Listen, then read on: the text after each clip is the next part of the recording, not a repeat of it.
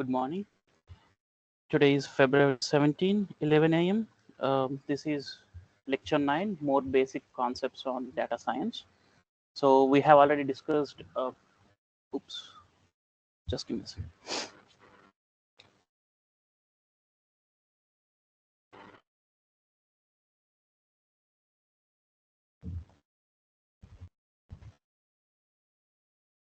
Okay. So we have already discussed basic concepts before we start with EDA and data cleaning. But why are we discussing more concepts now? Because we are entering into model building part. So we're going to learn about linear regression and many more models. I mean, classification tasks and everything. So before we learn anything, we still need some more basic concepts to know. Okay. So overview. So in this lecture, we're going to see what is supervised and what is unsupervised learning, data types, how to split our data, what is splitting of data, cross validation, and stuff like that. So questions to answer: how much or how many? So that goes to regression. Which category? That's classification. What groups does this fall into? That's clustering. Is this weird or is something normal? That's anomaly detection. So regression. So this is something we need to predict. So that comes into regression. So and classification, we classify something whether the person is male or female. That's the classification. Or like if he has some disease or not. That's the classification. Clustering means we cluster something. Like if all the fruits which are in red are in one cluster and all the fruits which are yellow in one cluster. So that's called clustering. And whether it's something normal or abnormal. So that's called anomaly detection.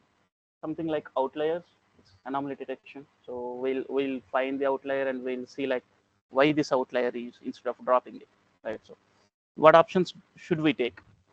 So that's a recommender system. So like there is some systems which recommend like we'll give our scores to that and it says whether we get the admission in the university or not. So that's called recommender systems. Supervised versus unsupervised learning. Supervised. So supervised has classification and regression, and unsupervised has clustering, association, and dimensionality reduction. So supervised learnings. So this is something the model know.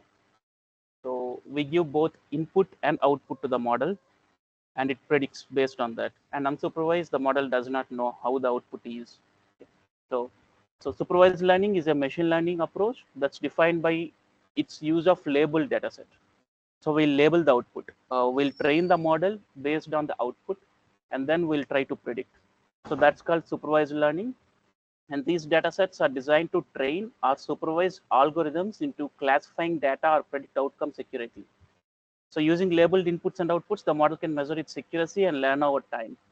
And unsupervised means the model do not know what the output is. For example, clustering. So it clusters based on color or shape or anything. So that's unsupervised learning. Model do not know what is the output. We do not tell the model what's the output. The model automatically predicts the output. So that's unsupervised learning. So uses machine learning algorithm to analyze and cluster unlabeled datasets. These algorithms discover hidden patterns in data without the need of human interventions. Hence, they are unsupervised. For example, clustering, association, dimensionality reduction. So these models we're going to see in the upcoming lectures. So we are going to discuss all the models in detail. Choosing the learning method. So evaluate your input data. Is it labeled or unlabeled data? So first, we need to see our data. We need to see what data we have. We need to see whether it's labeled or unlabeled data. For example, if it's something related to disease data set, so it may have various inputs and it may say one output like whether the patient has disease or not. So that's something labeled data. That's something called labeled data because in the data set we have given whether the patient have some disease or not. So that's labeled. We have labeled our data set. And we need to know whether our data set is labeled or unlabeled. Define your goals. So we need to know our goals. So what are we doing now? So why are we building this model? So we need to define our goals and decide on building a model.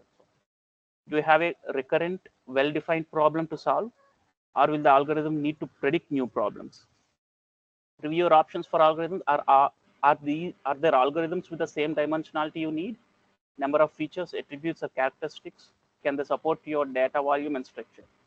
So we need to review the options for algorithms, which we will see. Choosing classifying big data can be a real challenge in supervised learning, but the results are highly accurate and trustworthy. So if we have a very large data sets, basically very large data sets are supervised problems, but we do have data sets with unsupervised problems as well. So classifying large amounts of data is very difficult for the models because it may need a high computational power to cluster the models or classify the models. So classifying big data sets are really a problem. It's accuracy because if we have like thousands or thousands of rows, if some of the data was misclassified, by for example, so our accuracy will not be affected so much. If it's a small data set, if there are like 100 or 120 rows and something like 2 or 3 rows getting misclassified, then we'll have high loss in the accuracies. So for the big data sets, if we are doing a classification tasks, the accuracy is more. It's like trustworthy. In contrast, unsupervised learning can handle large volumes of data, as we said now, but there's a lack of transparency into how data is clustered and a higher risk of inaccuracy results. Semi-supervised, so there is something like other than supervised and unsupervised learning, we have semi-supervised learning. So this is something like happy medium where you use the training data set with both labeled and unlabeled data. It's particularly useful when it's difficult to extract relevant features from data and when you have a higher volume of data. So semi-supervised learning is something like we have both labeled and unlabeled data in our data sets. We'll make our data set into training and testing data sets, and we'll train our model and test our model. So that is something semi-supervised learning. So it's ideal for medical images, where a small amount of training data can lead to a significant improvement in accuracy. For example, you can see the examples here. So the bottom line, supervised learning has labeled data sets. Unsupervised learning do not have the labeled data set. Labels in their data set. And semi-supervised has the combination of both. Any questions on supervised and unsupervised learnings? So data types, discrete and continuous.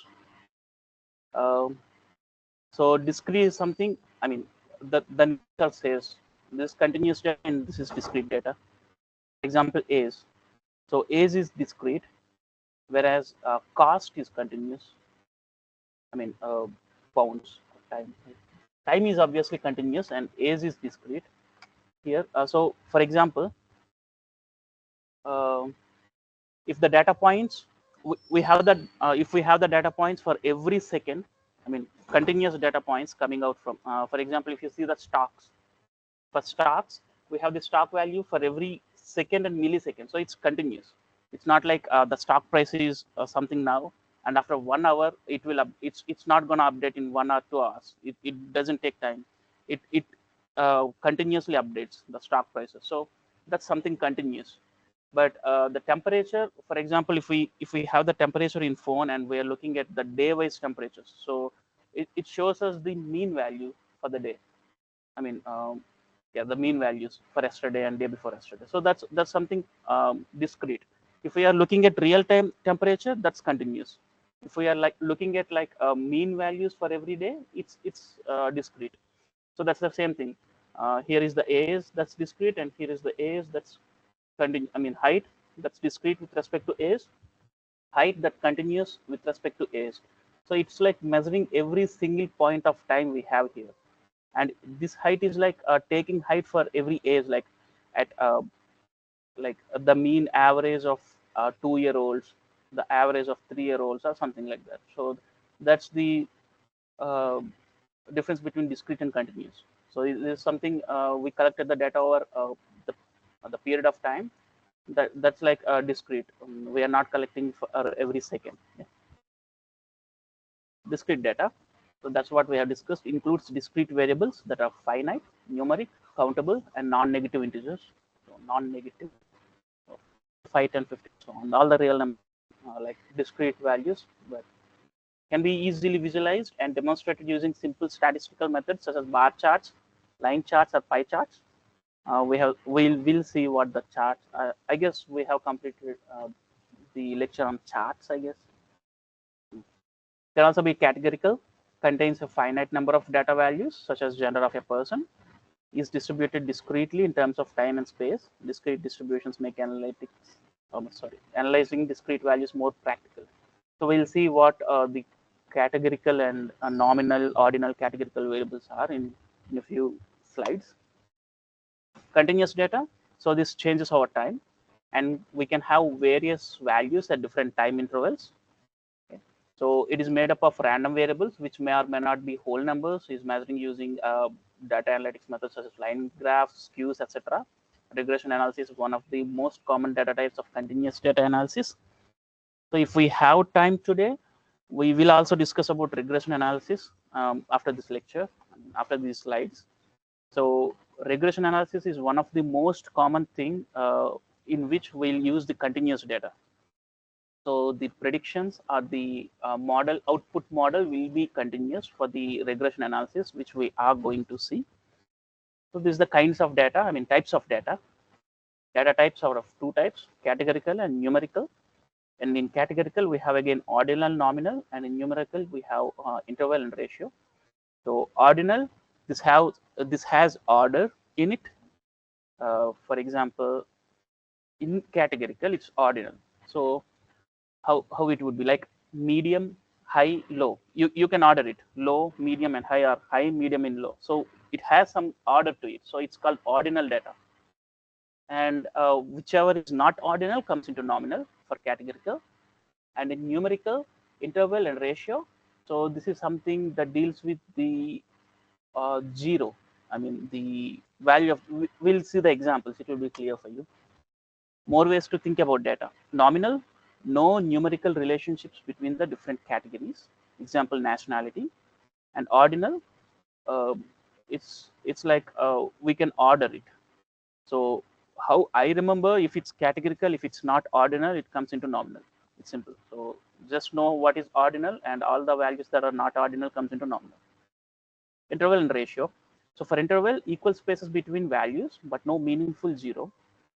And ratio means we have some zero makes some sense. For example, if the mass is zero, so if the mass is zero, we do not have the object with us. So zero has some sense to it. But if we take the temperature, for example, 0 degree Fahrenheit or 0 degree centigrade, we have temperature, but we are defining it in zero. So 0 degree centigrade, we have temperature, but it's something like there is not. It's not like there is nothing. There is something. So zero doesn't have really sense, but we use zero, so that's interval. For example, temperature. And if ratio, for example, zero has the meaning to it. For example, for masses, distance, zero distance. So we are not moving. The object is not moving, so it's zero distance. So that's called ratio. So that's basically the difference between interval and ratio for numerical values. So these two are categorical and these two are numerical values. Now, Stevens measurement typology, 1946. So yeah, he has given some mathematical operations which can be performed on different types of data. So here you can see the mathematical operations, the advanced operations, central tendency. You can go through this if you are interested. So ordinal, ordered, and say if it's, for example, it's equal or less than or greater than. If it's nominal, we can say if both are equal or not. For example, if we have ID as nominal data, we can say both the IDs are equal or not. But for ordinal, if we, for example, take medium and high, we can say medium is less than high, or high is greater than medium, or medium is not equal to high, high is not equal to medium. So that's ordinal. We can do these operations, and likewise for interval and ratio. So that's something, the typology given by Stevens in 1946. It may be, it may not make sense now, but in 1946 it makes sense. More data types.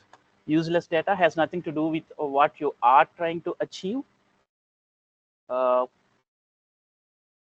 count data. So these are some of the more data types. So useless data has nothing to do with what you are trying to achieve. For example, ID. Um, we are trying to predict something like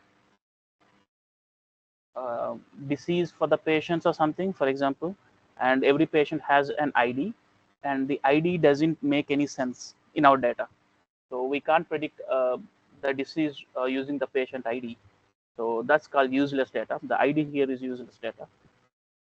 Count data, whole number data, and time data. It's like cyclical, repeating, continuous form of data. So for example, daily, weekly, monthly, annual. That's called time data. And next, train validation test set.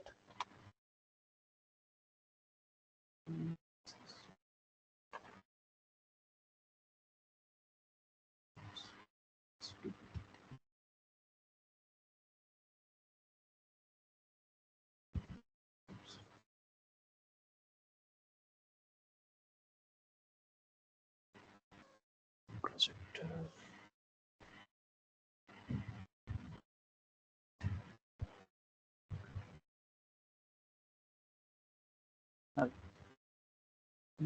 That's good. So this is train validation and test sets. So you guys aware of machine learning models before? Anyone? So you guys know what's training and testing data sets, right? So that is something like we'll train our models and then on the data set, and we'll just test our data set. So this is something like more meaningful to you because you already know things. But for you guys, if you are confused with what is training, validation, testing, so just try to understand it now. So when you are later building the models, it makes more sense to you. So machine learning is something like when I first learned machine learning, I used not to understand what is training and validation. I just need to remember things. But when I went to model building part, then this used to make sense again if I come back and learn this again. So, but this is the basics, so we need to learn basics first. So first rule of machine learning: don't use the same data set for both training and evaluation. If you want to build a reliable machine learning model, you need to split your data set into training, validation, and testing sets. Basically, training and testing data sets. And in training, we'll again split that into training and validation. If you don't, your results will be biased and you will end up with a false impression of better model it is. So machine learning models are not something magical. We need to train it first to make it predict better. So how is the weather getting predicted for every day? Today is Feb 17th, and we already know how's the weather gonna look like on Feb 18th. It's not magic. It's not doing anything magical. It's taking all of the previous data and it's feeding a model that someone built, and it's predicting how it looks like the other day. So that's why we need to train our model first with the data we have, and then we'll predict it. So that's how the machine learning works. So that's what here training, validation, and test data sets. So we have this data, we have the previous data. We'll divide the data into training and testing. We'll train our model, and we'll again test our model. I mean, for example, if we have like the month, the entire January temperature, temperature data with us. So what we'll do, we'll just make it into parts. So we'll give one part into training and one part to testing. So we'll train our data set on the data, and we'll test the data set without giving the labels. We'll give the labels in training. We'll tell the model that on this day, on a particular day, the weather is having this temperature, and we'll ask it to predict in the future. So we'll just not give the labels, and we'll try to predict the model. So that's basically something training and testing data sets are. And training set. A training set is a portion of data set used to train a model for prediction or classification of values that are unknown in the training, but unknown in other data, the future data. That's what we just discussed. It is a set of data that is used to train and make the model learn the hidden features or patterns in the data. So this data helps the model to learn the underlying patterns and predict in the future. So the training set should have a diversified set of inputs so that the model is trained in all scenarios and can predict any unseen data sample that may appear in the future. So what is the purpose of training the model? We'll just train the model to make it learn the underlying patterns inside the data so that it can predict the future values. So it learns the pattern and it just predicts in the future. So that's what the model building is all about, especially in supervised learning. It learns the underlying patterns and it predicts in the future. So for example, temperature, if it takes the temperature, it learns the underlying patterns in the temperature of the previous month, previous day, and it predicts the next day or next month. Validation. So validation is something like set of data separated from training data set. So we'll first separate our data into testing and training. In the training, we'll again separate a validation set. So this validation process gives information that helps us tune the model's hyperparameters and configurations accordingly. Hyperparameters. So for every model, there are some parameters which we need to make or which we need to tune for the model to better predict. For example, learning rate. So the rate in which the model learns.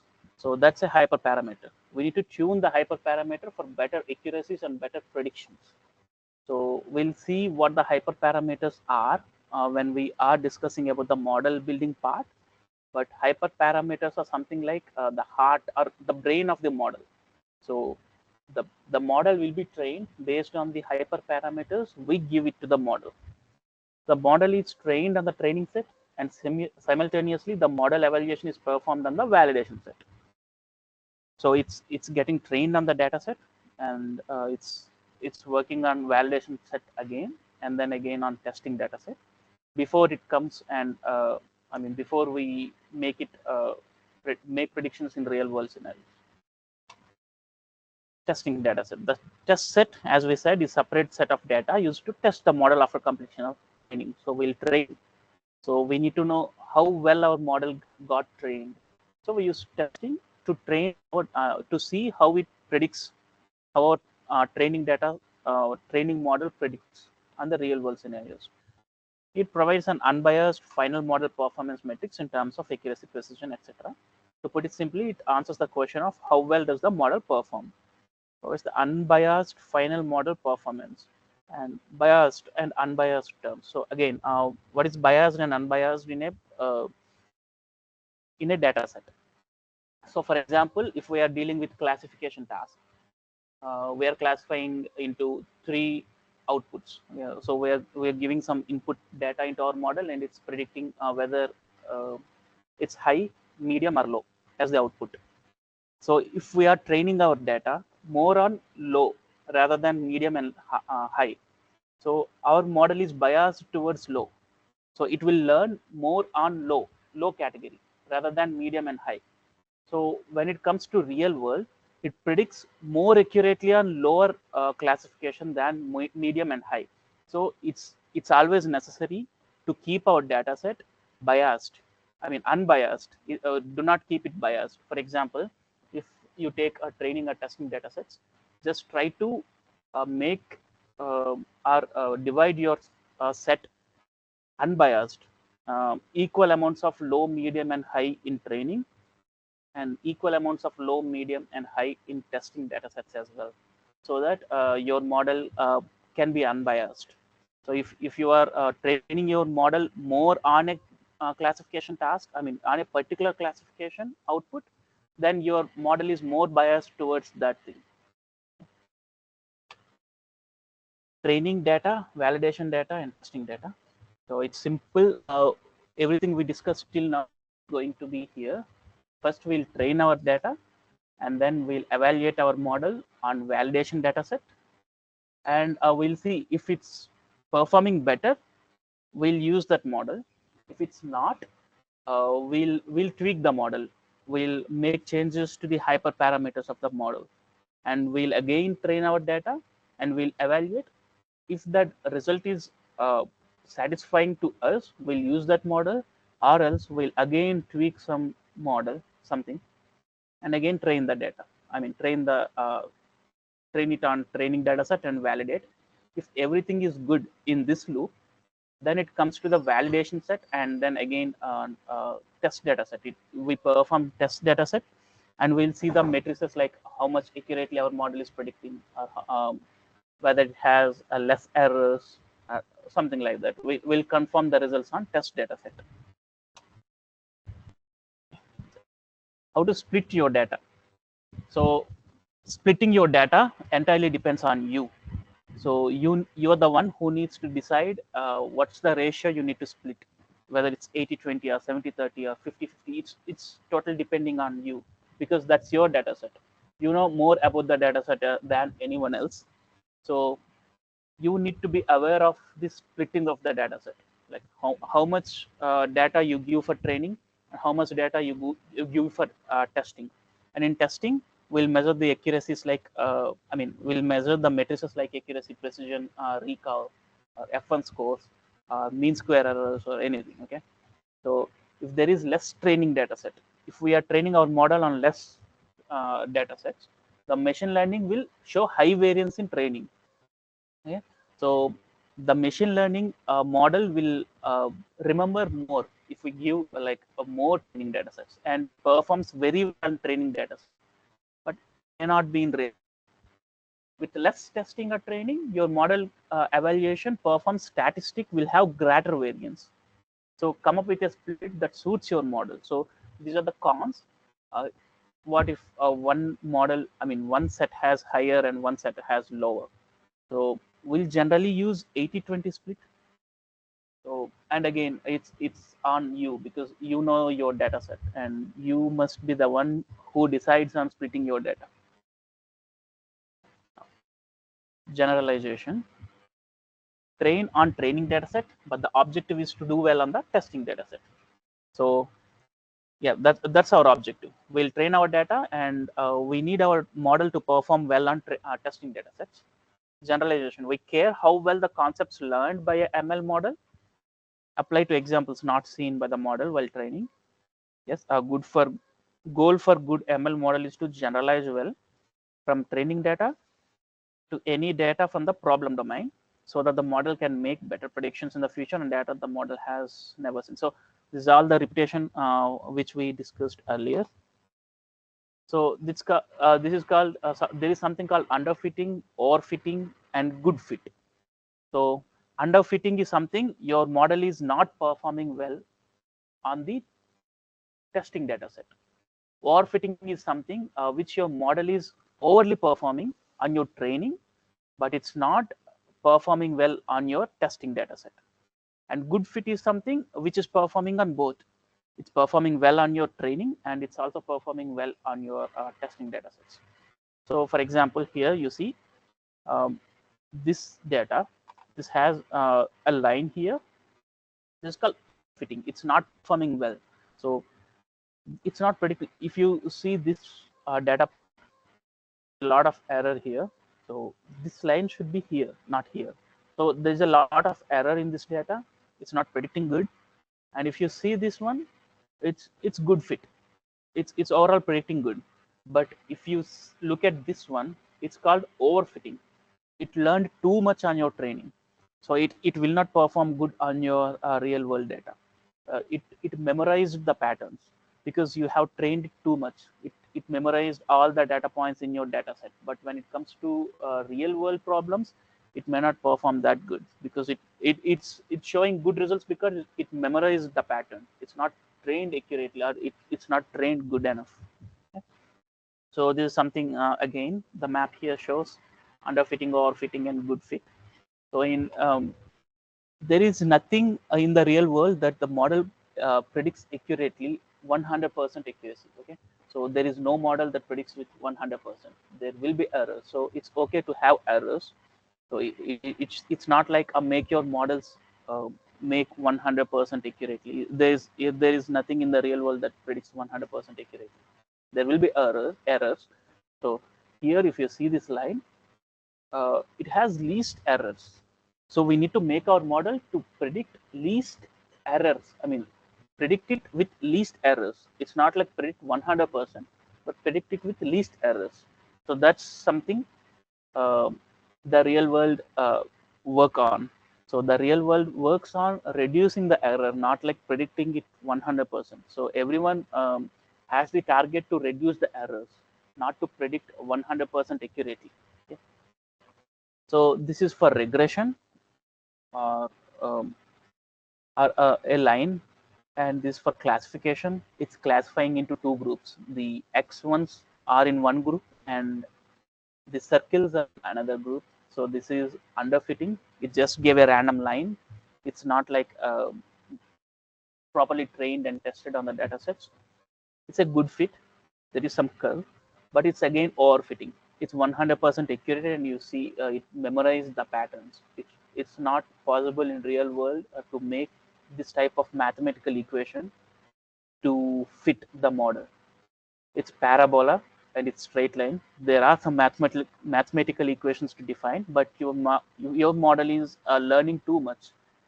It's classifying too accurately here. So this is called overfitting.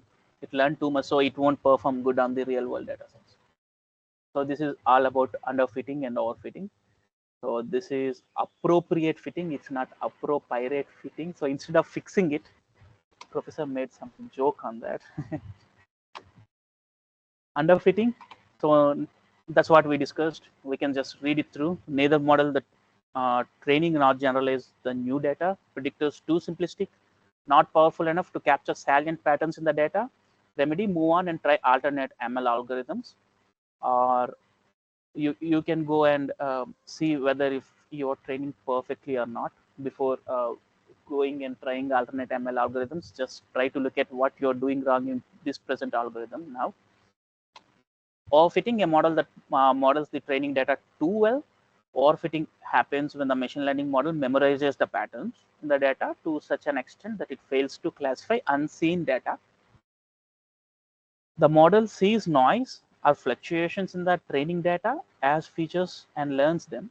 Subsequently, the model outperforms in the training set, but underperforms the validation and testing sets. So everything that we covered. So any questions on these slides till now? All the concepts are on supervised, unsupervised. Then we have discussed about splitting the data into training, testing, and validation. And we have discussed on what is overfitting and what is underfitting. So these are the theoretical concepts for now. But in future, when you are trying to build a model, you are going to see how model these fittings occur on your data set. So you are going to see, and we will discuss each and every model in detail in the classes. We have dedicated an entire lectures to each of these models for regression, for classification, and classification again, clustering, everything. So we have dedicated lectures to everything, and this class will not cover artificial neural networks or anything because it's like the basics every data science student should know. So if you are aware of all the basics, then you can go into neural networks and stuff like that. We are not going to discuss neural networks in this class, but if you guys are really interested, we can make something uh, combined, and we can have one more lecture on neural networks as well if you are interested. So the model sees on so everyone is clear on these things till now, right? Cross validation. So these are called resampling methods. So this should be something more complicated because it's nearly end of this slide. So it's more complicated. So you try to understand it. If not, that's fine. You will get to know when you do your build your models or when we go into the future lectures. So resampling method involves repeatedly drawing samples from the training set and refitting the model of interest on each sample in order to obtain more information about the fitted model. So it involves drawing samples repeatedly from our training data set.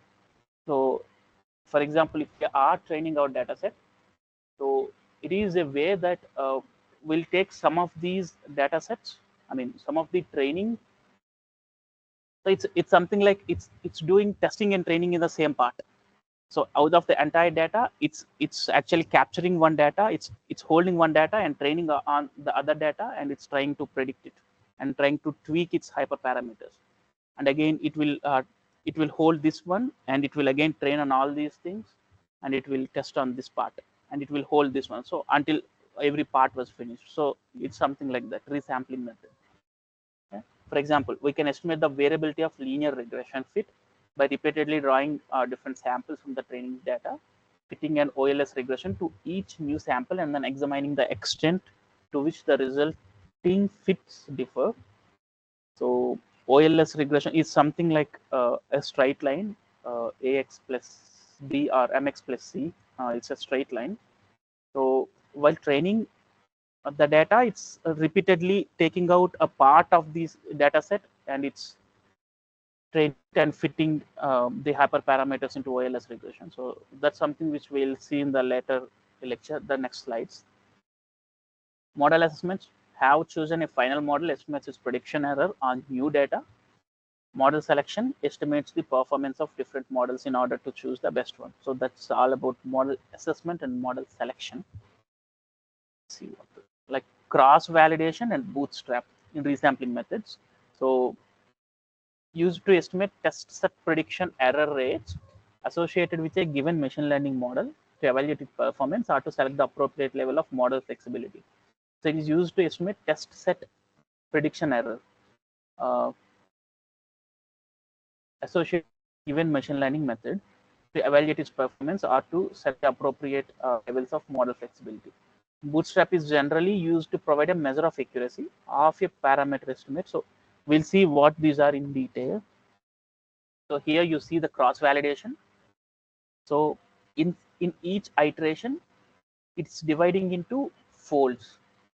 So in order to get the error, so here it just makes it just see what's the error in one of the fold, and again it holds another and it checks the error here. So what's the error in total? We'll sum up all these errors and divide it with the iterations that it performed. So that's what the equation is all about. If it's 10 iterations, 1/10 the summation of all the errors. So that's what the cross validation is saying everything in this slide. One of the most important thing, by running through the training test comparison several times, you get a better estimate of model performance. So that's what this figure is trying to explain us. And leave one out, cross validation. This is again a type of cross validation. Um, it will take every data it holds and it tries to predict the error inside every sample of data. So it's ideal for less data sets. If you have like a large amount of data set, uh, testing on each and every of these data is very difficult for us. So we just don't recommend it using LOOCV on the large data sets. It's ideal for small data sets. So instead of creating two subsets of comparable sizes, a single observation is used for validation set and the remaining observations make up the training set. So that's what everything about leave one out cross validation. So it's leaving just one. It's not like dividing it into equal parts. It's just leaving one sample. So it's not ideal for large data sets. Okay. So here is the algorithm. Split the entire data into n size and then train it on blue and test it on this color. And this is how we measure the MSE, the overall error for cross validation, which we just discussed in the previous slides. And has far less bias than a simple training validation split, therefore tends not to overestimate the test error rate. So these are the pros of LOOCV. Performing LOOCV multiple times always yields the same results because there is no randomness in the training validation set splits. So every time our model is getting trained, so it's always something seeing like new data. It's not like repeatedly seeing the data because we are holding one part and again we are using that part to train our data. So it's always seeing something new in the data. So that's why it will not memorize the data. So that's why this helps us to overcome the overfitting. Okay, it's not like always seeing the same type of data. Yeah, so that's why LOOCV helps us in reducing the overfitting problem in our data sets. So it's computation intensive because the models has to be fit n different times. So if you have large data sets, So it's very difficult to compute it on our systems here. That's one con. And we have careful cross validation to overcome that problem, because we are not doing it for like n samples. We are trying to divide our data set into equal number of parts as we wish, and then train and test our data set. So that's something called careful cross validation. So the disadvantage in LOOCV is the advantage in careful cross validation, because for large data we can use cross validation because we'll just divide the data set into equal parts and train our data. So probably the simplest and most widely used method for estimating prediction errors. This method directly estimates the average prediction error where the machine learning method is applied to an independent test samples. Ideally, if we have had enough data, we would set aside the validation set and use it to assess the performance of our prediction model. To finish the problem, careful cross-validation uses part of the available data to fit the model and a different part to test it. So that's what we have discussed. So this is the k-fold. It's not taking every n for one iteration. We are dividing it into 5 different equal parts, 1, 2, 3, 4, 5, and we are doing the same algorithm, but instead of doing it for every piece of data, we are doing it for every part of data, which we have divided into equal parts, and the formula remains the same: 1 by n, summation from 1 to n, the summation of all the errors. We use this method because LOOCV is computationally intensive. We randomly divide the data set into k folds, typically 5 or 10 folds for large data sets. The first fold is treated as the validation set, and the method is fit for remaining k minus 1 folds. And again, this is seeing something new data in every iteration, so it will not be getting overfitted in our data sets. So any questions on cross validation?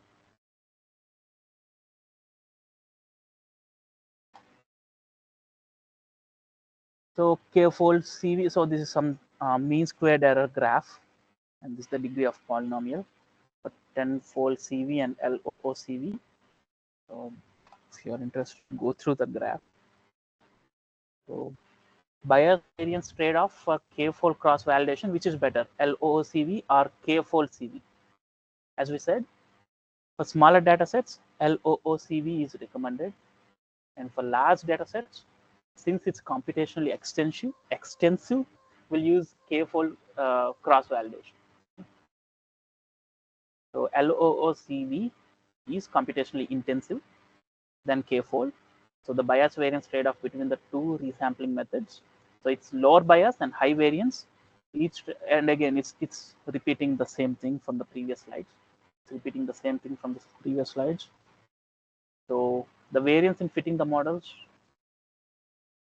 all the repeated things. So the variance in fitting the model tends to be higher if the fitted is on small data sets. Okay. So if you have limited amount of data, this means that 10-fold cross validation is likely to have both high variance and higher bias. So why? Because the size of training that set will be similar that with LOOCV. So if LOOCV is performing 10 iterations, and if you are doing k-fold cross validation giving n equal to k equal to 10, so that's the same thing. So go with LOOCV. So this means k-fold cross validation can have variance issues too, just for a different reason. And this is why LOOCV is often better when the size of the data set is small. So that's the bottom line. So LOOCV is better if the data set is small, and if it's large, use k-fold cross validation. That's the bottom line here. So yeah, that's the rule of thumb. So smaller data sets, go with LOOCV. Large data sets, go with k-fold cross validation with k equal to 5 or 10, because it's computationally less expensive. Any these slides? So we'll go into regression part now.